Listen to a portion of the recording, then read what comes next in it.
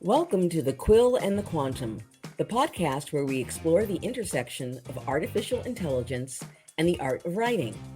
I'm your host, Kathy Norris, and in each episode, we'll talk to those authors and other creatives who use or refuse to use AI in their writing process.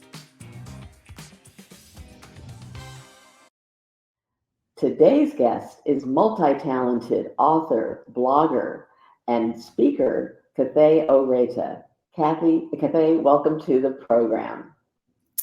Thank you, Kathy. I'm real happy to be here. You know, you have written several nonfiction books, but my favorite remains your Camino de Santiago journey, Keep Walking, Your Heart Will Catch Up. Can you talk briefly about that book to our audience? I just love that book. Oh, thank you. I love to talk about it. Excuse me, because I love to talk about that experience. The part I don't love to talk about is my husband had died.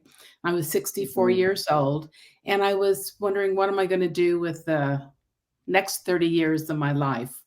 And I'd heard about the Camino de Santiago, which translates as the Way of St. James.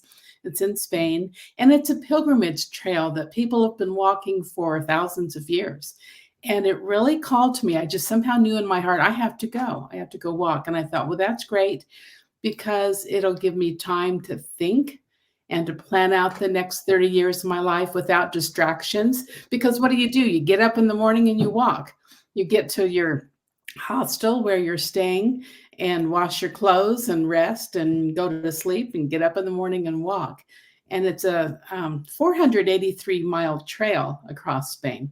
So you get a lot of time for this. And so I went and thought it'd be a good thinking activity, and it wasn't. It emotionally broke me down where I didn't know I had any trouble. I thought I was past the grief with my husband. It had been 3 years since he passed away. And from the first night, I start crying. And I'm like, what is this? Where's it coming from? And so I did hear in my inner voice the word absolution. And I thought, well, this is the pilgrimage trail. And some people do. For years in the Catholic Church, they promised absolution or forgiveness of sin for people who did the trail. And I thought, that's not why I'm here. I don't need absolution. And then I heard that voice. Yes, you do. You need it from yourself to yourself. And so that's what the 37 days of walking turned out to be. I really got in touch with myself, things I'd buried and hidden, and just got to know myself again. And it was a lot of ups and downs, but that was a wonderful, kind of a life-changing event. And when I got back home, then I wrote about it, and it really began to come to life to me as I was writing about it and reflecting on it. Well, it's a deeply moving book. I just admired you for your willingness to take the risk. That first step, which sometimes seems to be the hardest, you tackled that and then just kept going. And as I said, it remains one of my favorite books. So thank you for sharing that with us. Thank you. Now I will jump to the reason that we're coming together today, and that's to talk about artificial intelligence. And so, Cathay, do you use artificial intelligence in your creative process these days? Why or why not? My first gut answer is no, I don't. But then as I've been, and I appreciate the chance to talk about it because I've been thinking of it more, and maybe my idea is pretty narrow about what is artificial intelligence. And I go back and think of, years and years ago when our cars first started talking to us. I remember getting into a car and it telling me to put on my seatbelt. I hated that. I don't want this talking to me. And so that began this resistance and this disdain for technology. But, and I still don't want my car talking. Well, I do when I'm using the GPS. I want it talking to me and telling me where. So I thought, okay, I need to kind of broaden my thought about it. So there is some good about it, and I can see it, but I am kind of resistant, and I drag my feet. I have to get drug into things. But so recently, because I do a blog, I've done for about 4 years, and I took, one short break, but basically every week I've been posting something. And I got tired. And sometimes I come and sit down, I know nothing that I want to say.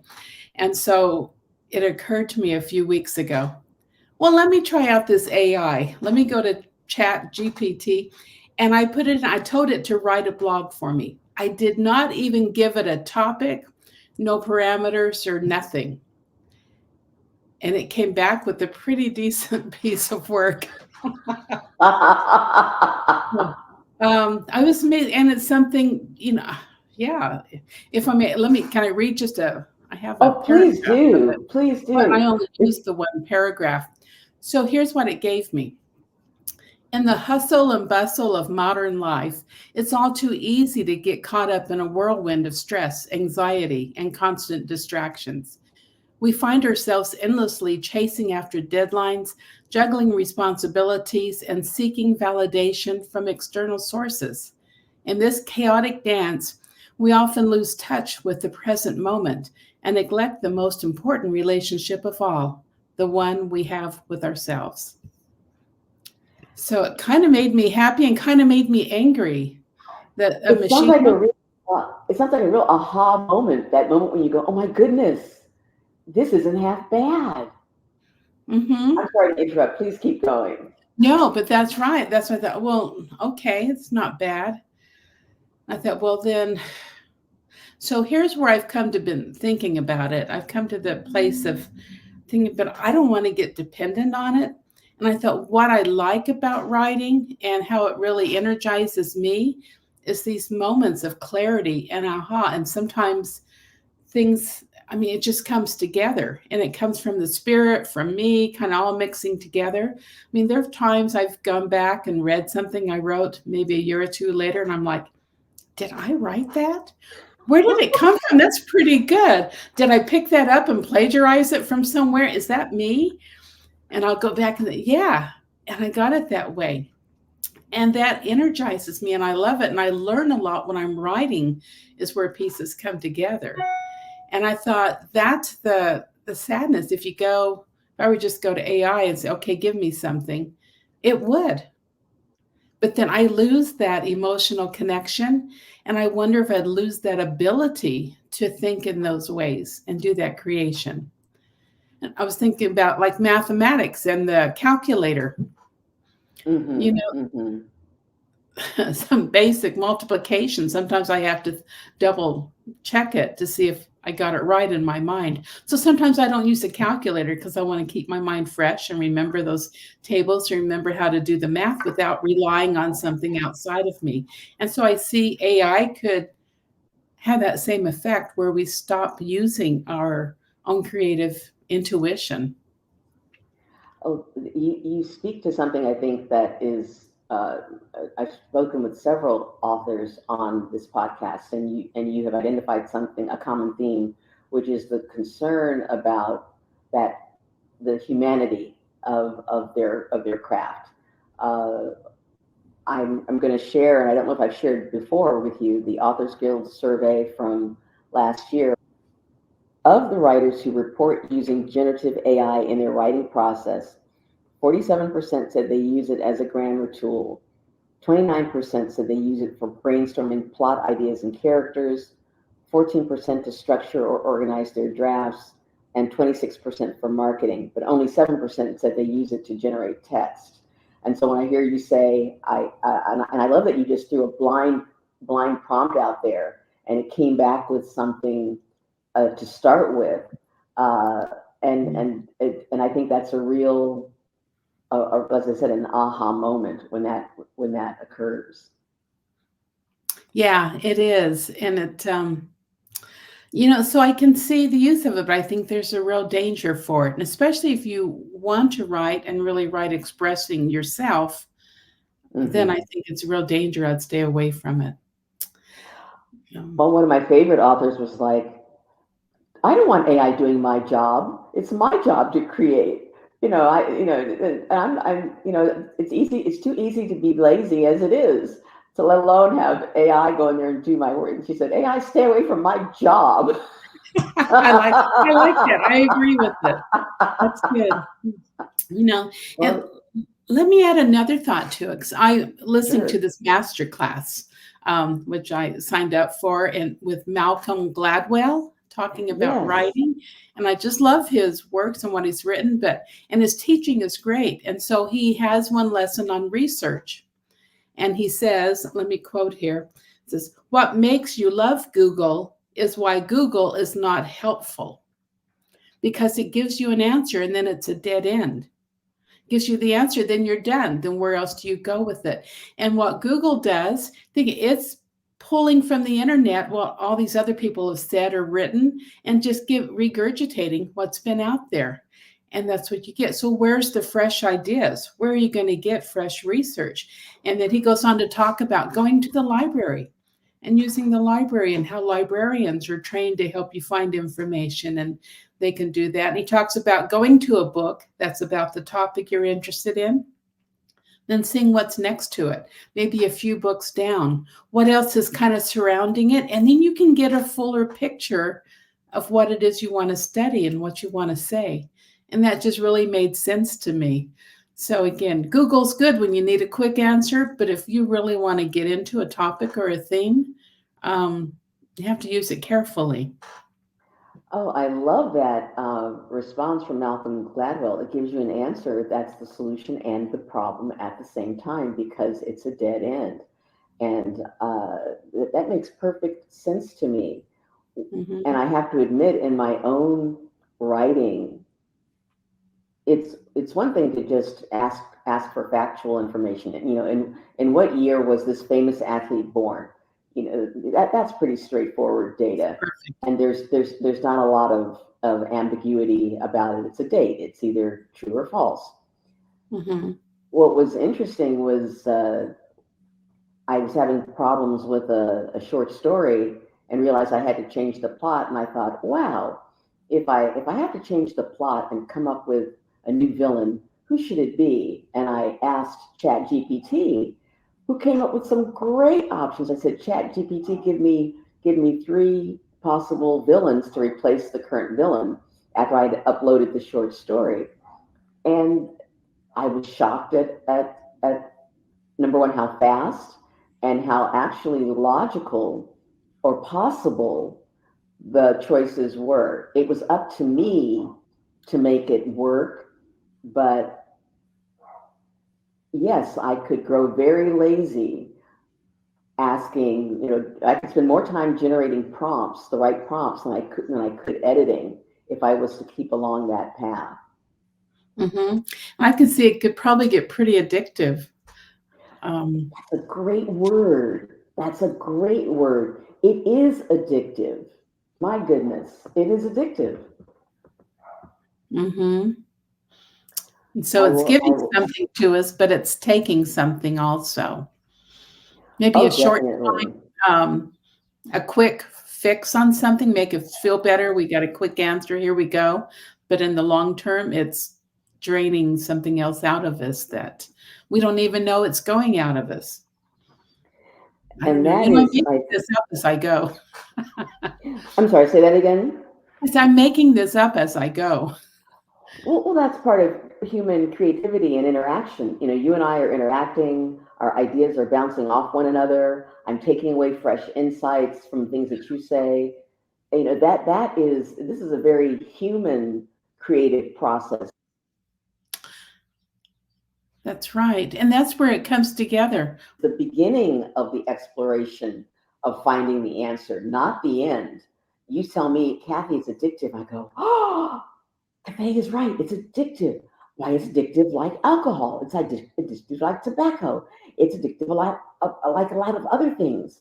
And maybe it needs to be categorized and treated as a drug. I mean, your brain just goes off in all sorts of wild directions that are unique to the interaction that's taking place between you and I. Yeah, right. And the richness of it comes with the interaction, right? It's people interaction. And with AI, it's just one way. So you say it, you get an answer, it's the dead end. You don't get the chance to change your mind as you're going along, to get a new perspective from someone else and add it to yours and come up with something completely new and different and fresh.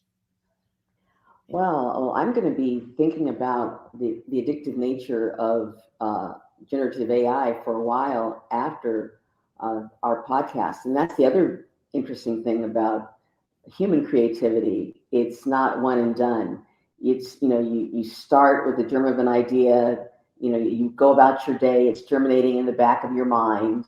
And by the time you sit down to produce something, it's had a chance to sort of saturate or what's the word I'm looking for, where things have this, marinate. The ideas have a chance to marinate, and then boom, you're sitting in front of your tablet or maybe your pencil and paper person, and you're writing, and there it is.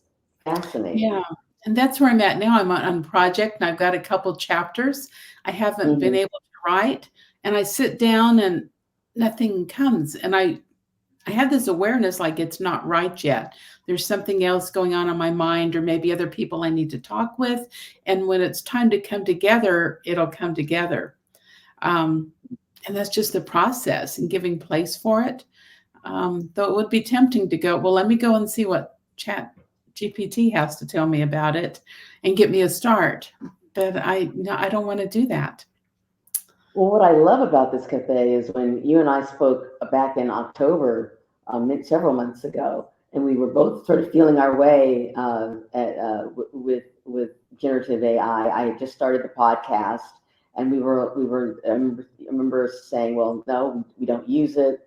And wow, here it is, maybe less than 6 months later, and we're making tiny forays into the use of Chat GPT or generative AI, and finding out what works for us and what doesn't work for us. And we're further along that learning curve, it seems to me.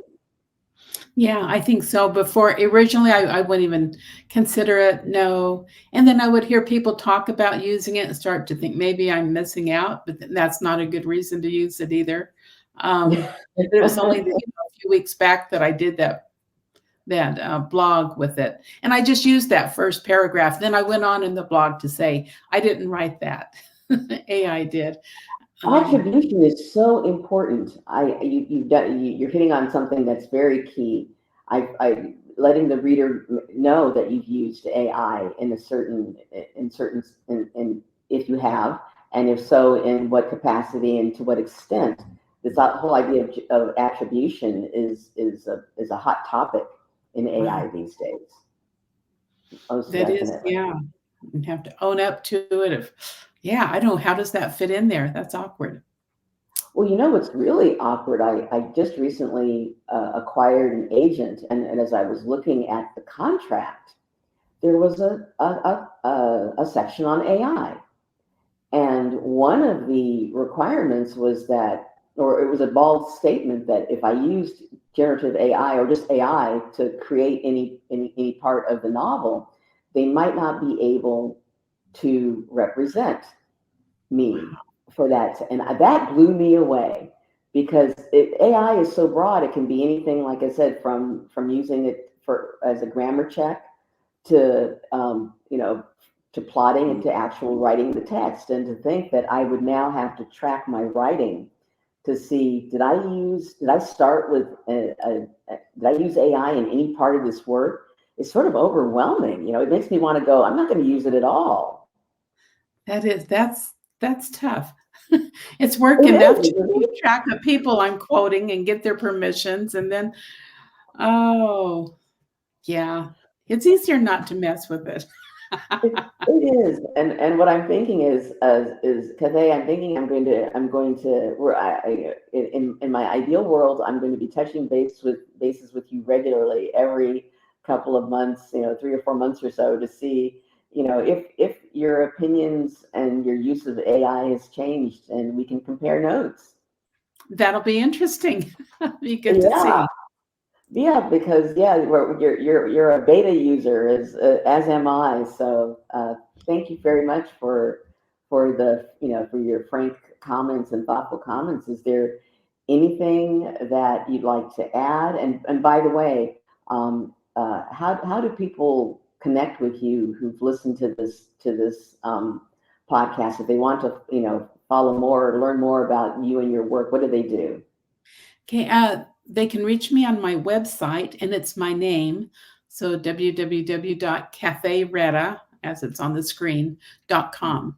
And there you can see about where to get my books or just my blog or see what else I'm up to. Well, I'm a real fan of your blog and of your writing. So thank you so much for taking time to share your thoughts with us on AI. Thank you, Cathay.